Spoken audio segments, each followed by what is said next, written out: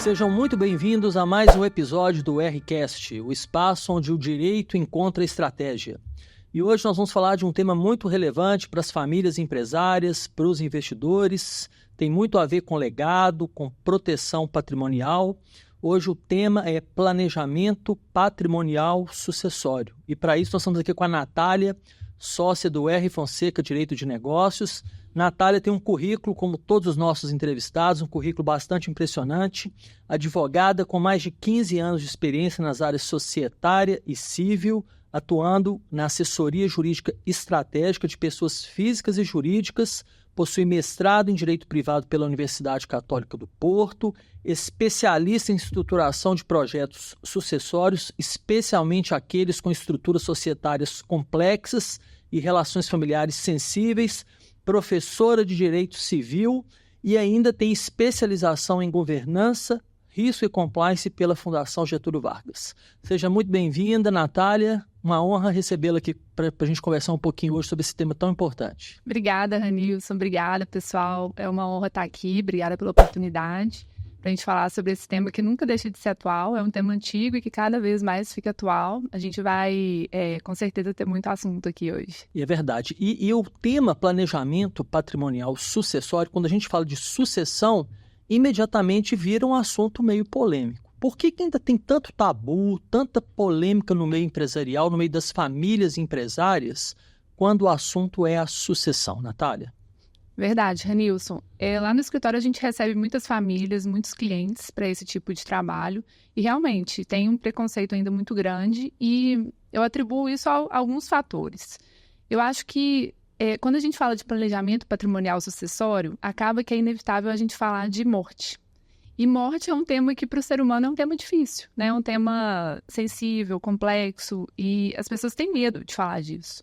Então, eu percebo que essa sensação de falar de um tema que não é confortável é um dos fatores que gera esse preconceito. Então, eu colocaria aí em primeiro lugar. Mas eu vejo também outros fatores. Então, por exemplo, no momento que fala de planejamento patrimonial sucessório, os detentores do patrimônio, normalmente eles pensam que eles vão perder o controle daquele patrimônio, daquelas empresas. Então, eu vou já transmitir tudo para os meus herdeiros e eu vou ficar sem o controle das minhas empresas, dos meus imóveis. Um pouco de apego, né? Tem um pouco de apego. E, assim, é interessante que lá no escritório, normalmente as famílias, em geral, têm uma harmonia, né? Tem uma certa relação de confiança. Mas acontece de uma família ou outra ter uma relação de desconfiança entre pais e filhos. Então, quando o patriarca ou a matriarca estão ali planejando aquela sucessão, eles têm medo até de ficar desamparados no momento em que eles fazem a sucessão, às vezes, de um patrimônio imobiliário das empresas e depois, eu vou ficar como? Entendeu? Então, é um desconforto que a gente sente. Tem mais a ver até com a pessoa física, nesse caso, que com a pessoa jurídica, né? Totalmente. A pessoa está preocupada com a vida pessoal. Exatamente. Interessante isso. E morte realmente não é um assunto agradável. E sucessão não tem a ver com parar de trabalhar, não tem a ver de afastar, às vezes, o fundador. É simplesmente preparar esse movimento, né? Que é natural da vida, natural das empresas. E aí vem uma outra preocupação. São os riscos, Natália, quando o núcleo familiar ou o núcleo de investidores, quais são os riscos que eles correm por não ter um planejamento de sucessão? Sim. Olha, até antes de falar dos riscos, eu acho que vale a pena a gente falar um pouquinho de benefícios desses planejamentos, porque muita gente pensa que planejamento patrimonial sucessório serve apenas para planejar a sucessão, que é realmente um baita benefício. Sim.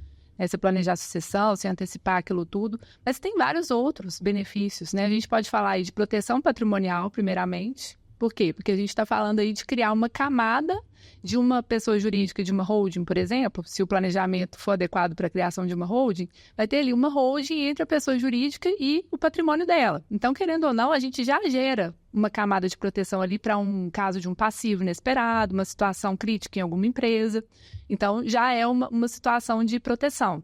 A gente tem esse benefício da sucessão, a gente tem o benefício de gerar uma pacificação na família, porque a gente está organizando tudo aquilo ali em vida. Então, os bens, eles vão passar a ser organizados, a ser bem geridos por aquela família. Os membros da família que têm um papel na gestão vão poder desenvolver esse papel de forma organizada, de forma justa, com equidade. Mais tranquilidade, com mais leveza. Né? Exato. Então, a gente está falando de inúmeros benefícios. E tem os benefícios tributários também, que a gente vai até pincelar mais para frente. Eu acredito que você vai me perguntar sobre nós isso. Precisamos falar sobre isso. Com relação à reforma tributária. Precisamos. Mas, ainda assim, existem muitos benefícios tributários que a gente encontra com esses planejamentos.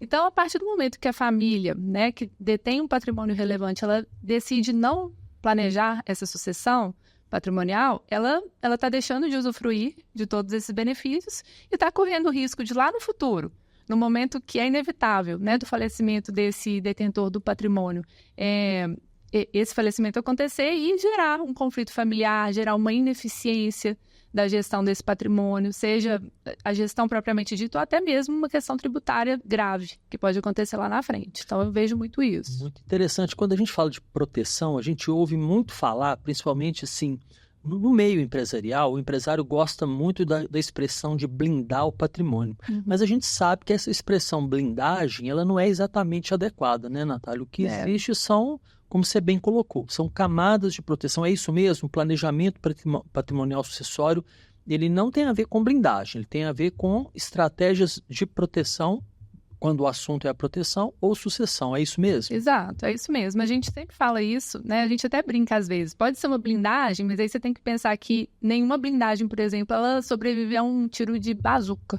por exemplo. Então, blindagem também não é absoluta, né? Então, de toda forma... Um tema relativo. Não tem como a gente dizer que um planejamento, a criação, seja de uma holding, seja de uma estrutura offshore, seja de um fundo, o que for, isso não vai gerar uma proteção absoluta contra passivos. Isso gera, talvez, uma forma daquela pessoa se organizar para responder aqueles passivos com mais tranquilidade, né? Então, ela tem uma separação ali daquele vínculo direto que existia entre o patrimônio e a pessoa física, que agora passa a ter uma pessoa jurídica ali no meio. É um distanciamento do risco. Exato. Verdade, vamos pensar assim. Exatamente. E Natália, nesse tempo todo, né, como sócia do escritório, a sua trajetória como advogada, você tem, assim, a gente falou um pouco de riscos agora, você tem, assim, algum caso que você poderia compartilhar com a gente para que quem nos assiste, quem está nos ouvindo, que está se identificando com esse tema, pudesse entender um pouco, assim, em termos reais e práticos, as consequências negativas, porque as positivas a gente sabe, né? A gente entende, a gente imagina. Agora, você tem como trazer para a gente, assim, um caso que teve consequências negativas por omissão, por não fazer, ou por o empresário não buscar isso? Você poderia compartilhar isso com a gente?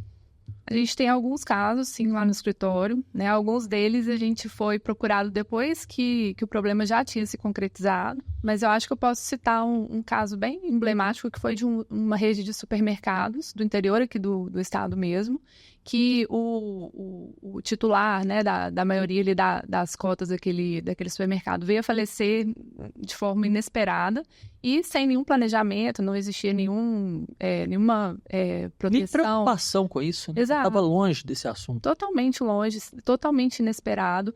Não tinha um acordo de sócios, não tinham regras ali traçadas já para definir como que aquele patrimônio seria gerido, né, na falta dessa pessoa, e ele veio a falecer. E o que aconteceu? Com a ausência de acordo de sócios e regra específica no contrato social, uma nora, filha de casada com um filho que veio a falecer também, acabou ingressando no quadro social desse supermercado, uma relação muito conflituosa com os demais irmãos, e isso, no final das contas, gerou a falência dessa rede, porque foi um conflito de gestão tão grande que chegou nesse extremo. Então, é um caso que eu acho que é um exemplo realmente apocalíptico, né, dessa situação, mas que aconteceu, é um exemplo real. Isso é muito importante, porque quem está nos ouvindo está em busca dessas informações e são situações que estão... Nenhuma empresa, nenhum grupo está longe disso, está muito perto. Se tivessem pensado, né, criado uma regra, um contrato social e um acordo de sócios, que lá tivesse uma previsão bem clara de que, havendo o falecimento ali do patriarca ou de um filho do patriarca antes do patriarca falecer, que nenhum cônjuge ingressaria nessa empresa, né, que haveria ali a apuração dos haveres, ele receberia todos os direitos dele, mas ele não ingressaria e não teria ingerência ali naquela empresa. Só que isso não estava previsto. E aí a importância, né, Natália, do planejamento da gente separar propriedade de gestão. São coisas absolutamente Totalmente diferentes. É governança pura.